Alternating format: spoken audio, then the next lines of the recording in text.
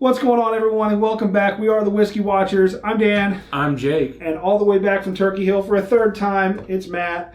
And we're talking secondary aging, this time, well, with a little bit of a twist because it's pop culture time. And we're talking, well, what's on Frankenhooker, buddy. Frankenhooker. One of the best B movies that has come out.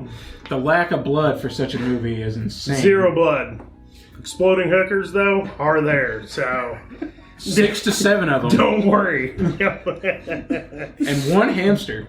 Wasn't it Super Crack that kind of made them... Super crack. That whole scene was fantastic. The correlation of that scene to, like, Reefer Madness back in the day. Super Crack. That should kill him pretty quick and painlessly. You know, I remember... Well, didn't want to hurt him. You know? Yeah. I remember catching bits and pieces of Reefer Madness, and it was just... so obscure and so weird. Like, I hear that hits in your 20s. It doesn't... They totally do a montage in this movie. He creates the super crack because he finds that's the most efficient way, of course, to kill a bunch of hookers, right? You make some super crack, and when they smoke it, it goes into this whole montage that's totally indicative of Reefer Madness. It's fantastic. It was a weird, and then they blow up. B-rated movie. The best part about the blowing up is the fact that they had the camera pan because then they switched to a mannequin right before they blew up. Amazing. See, amazing. I know, full of boobies. I know there was no blood and guts in this one. A plate full of boobs. But they could have at least, you know, when they exploded, done some like red confetti. Just yeah. Trust me, it's so good. Red confetti. It's not what you expect. I expected body parts and blood going everywhere. It's just a mannequin and sparks, which made me laugh so hard. It's some dude who's really trying to get good at molding body parts. This was his whole thing. This is like, I would need a movie to really get good at this. It's an origin story, really, about the scientist. Right, Jeffrey Franken.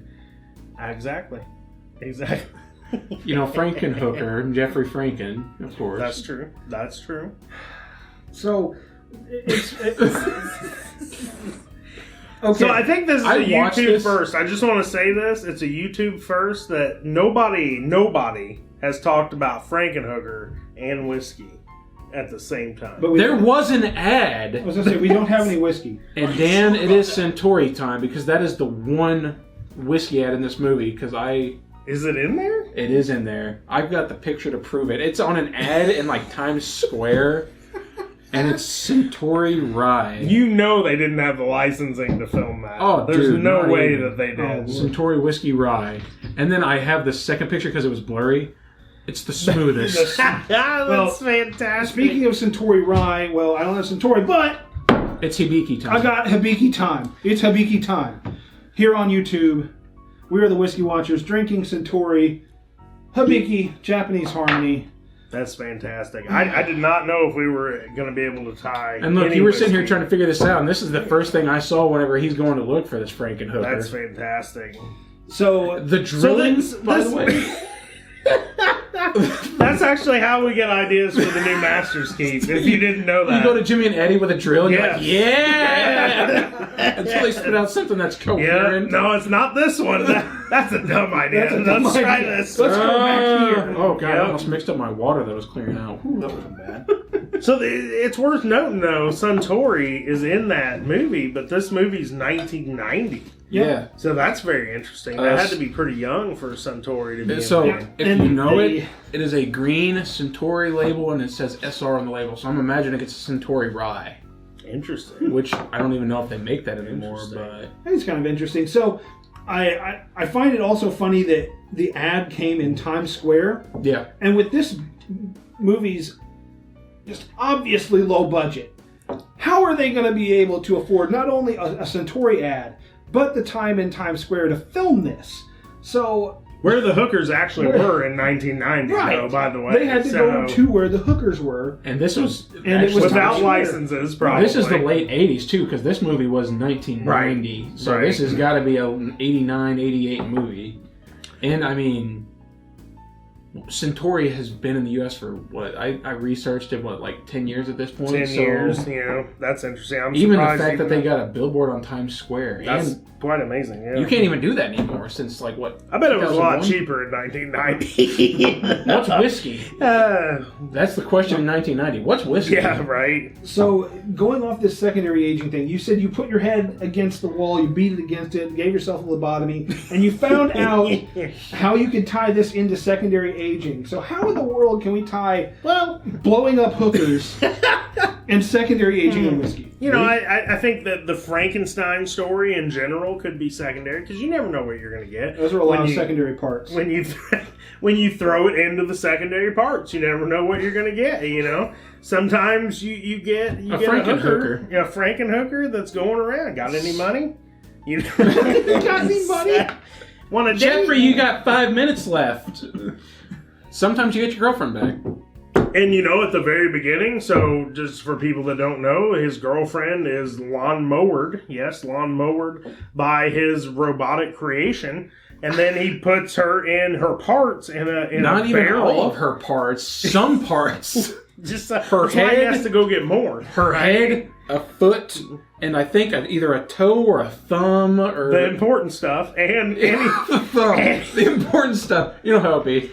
And he has a brain, jar. He's already got the brain before he even launched. The brain was weird. That's what it Yeah. opened up on. The fact that it was a brain with one giant single eye attached to a camera. And he's sitting there trying to get it to work. And I love how the mom is like just Totally nonchalant okay about it. Yeah. Like, good job. Yeah. Like, And then it turns out making that's waffles. not even his mom. That's his mother-in-law. And then she's like, I even let Jeffrey staple my stomach. What? He's not a doctor. Oh, no, he's gotten rejected by 3 different medical schools. Of course he has. Clearly this guy's insane, and everybody's just like, oh, yeah. He's only a self-described bioelectrical engineer. Right. Of course You see your son over there around, you're just making waffles. That's my boy! I mean, he was the one who made the remote control that got out of hand. So he takes these parts and he FHQ? puts them in a barrel full of purple goo, right? A freezer. Which comes into play later at Yes, the end it of the does. movie for some crazy stuff. So it's kind of like secondary aging, right? He has to go find the body parts. We got to procure the barrels, right? It's related. There's a cask involved either way. The product could be good. It could be terrible. It could be the tits. It could or a have plate sex of with their tits. friends. I mean... There's super crack. It could be as good as super crack. Which makes you explode. You could taste it and your head explode. Yeah, just your head It's possible. Or, you know... Right? What was it? She had electricity within her, so she made 2 dudes that she got with blow up. Oh my god! I'm telling you. And then the one dude she got with, she picked up his head after he exploded, and that was worth it. And then dies. And I like that it's New York, so nobody really gives a shit. Oh yeah, no, They're like, this is completely normal. 1990s New York. You're gonna find that. 90s New York, you got... Law and Order is It's like New Jersey. I think he's in New Jersey too, and everybody knows the guy. Oh yeah, no, he lives in New. New Jersey and goes to New York to get the hookers because he's right across the bridge. That's where you gotta go. Yeah, of you course. know. From a guy named Zorro. Because, you know... So did you know they actually got that guy just out of a random gym? He was just like a muscle dude. I totally believe that. I believe it. His acting was spot on. It was spot on. Spot on. Where's my money? Where's my money? Tell me, fake slap. Where's my money? What about the ending of that movie, though? Oh my god, the amalgamation of creatures. I laughed so hard when that, like, torso and in place of the vagina is like a mouth and it's like coming after that dude. I could not contain myself. No, what got me was what is happening right What now? got me was the arm with a little hand stuck to it, and it's just crawling by its own hands, all grabbing and pulling it forward. Oh my god. I was like, what the Or the head with 4 arms coming out of it in different spots. 2 arms are where the ears should have been. Man, this movie, it's worth mentioning the director. So this is Frank Henenlotter. If you haven't seen some of his other movies, he's got Basket Case, Bad Biology. He's got all these fantastic, like, B horror movies. I think Basket Case is I think what he actually did was took a bunch of crack himself, wrote down these wrote down these ideas for B-rated horror movies and like, I'm going to make $1,000. I'm going to make 1,000. Which in 1990 was a crap load of money. Oh, yeah. I mean, $1,000 in 1990 would buy you a lot of stuff. It'd buy you like 17 bottles of Pepsi. He's a fun guy to listen to. Like, look up some of his like interviews and whatnot. Very interesting guy. Like, he literally just makes movies to have fun, and I think Frankenhooker is a perfect example. Sounds of that. like Quentin Tarantino. You can't watch Frankenhooker and not laugh. It's not possible. Oh, I giggled first 5 minutes. Watch out, you've got an FHQ mode! And she turns around and for 15 seconds. Yeah, get the high-pitched screaming. Like that stereotypical turn, look out! And then for a really long time, she screams when she could have gotten out of the way. Fantastic. What do we think about this whiskey, for one? I haven't even put it to my nose yet. It's smoky. It's definitely not, you can tell right off the bat it's a whiskey and not a bourbon, right? It is very malty. It's almost like a single malt, more so on the nose. The taste is actually a little bit better than the smell. Mm-hmm. Taste has a little bit of a smoke to like a smoky element to it. Liquid smoke. I don't mind that on the taste, really. Mm-hmm. Helps balance out the sweetness of it. Yeah. I'm not a huge fan of single malts. Like I do like some Irish whiskeys and stuff like that, but I'm not a big fan of scotches. This is borderline scotch, not near as smoky as what a scotch would be, but along those lines. For sure. You know what? I tried looking it up earlier, so I'm going to show this picture to the camera if you can even see it, but zoom way in on that. It does say Centauri whiskey. Oh yeah. Like that's I saw that and I was like, how? Actually, tell you what, involved? send that picture to the editor and just kind of right there where my hand is. Just kind of put that there because way up here. Yeah, it's a perfect tie-in. And you know, B-grade films are some of my favorite things to watch. This one I'll be checking out. Obviously, I didn't do the homework.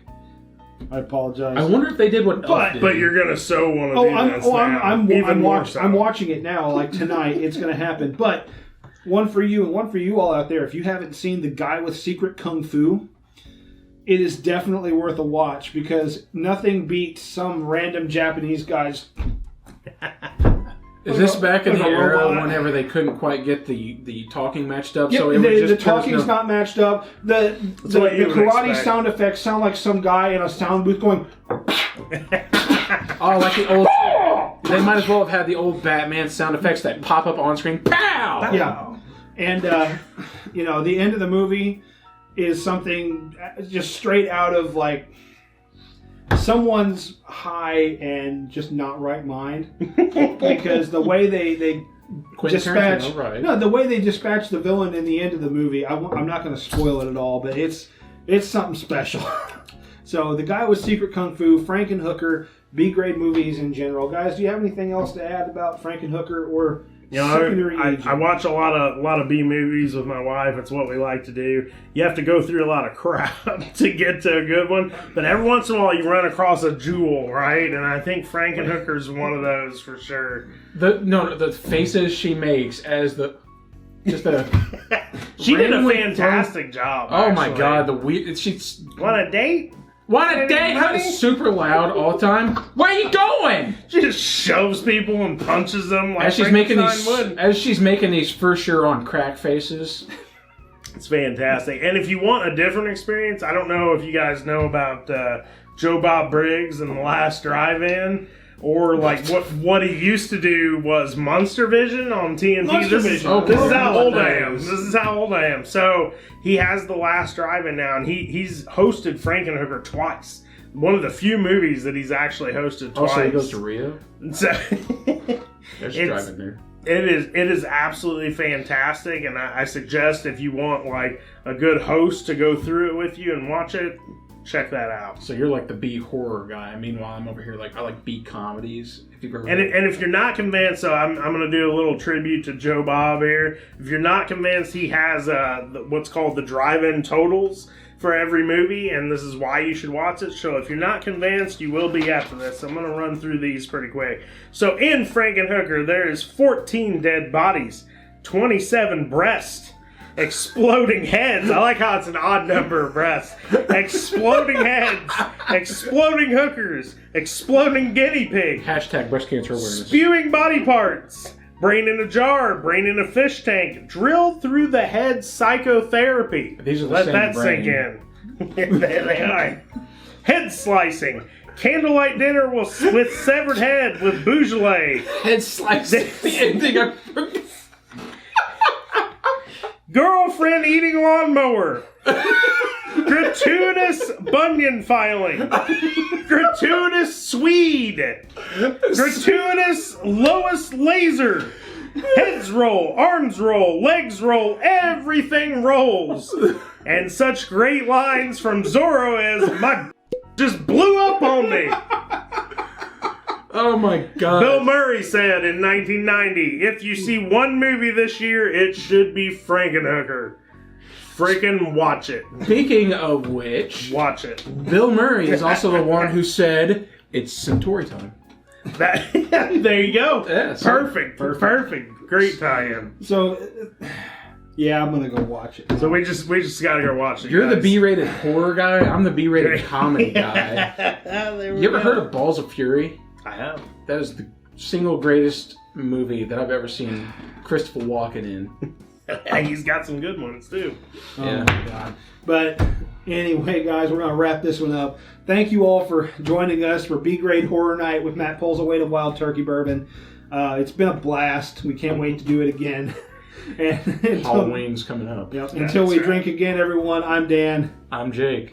Matthew. Reminding you to share poor and a B-grade horror film in this case with your friends and family, because much like those movies, Memories don't make themselves. Cheers, guys.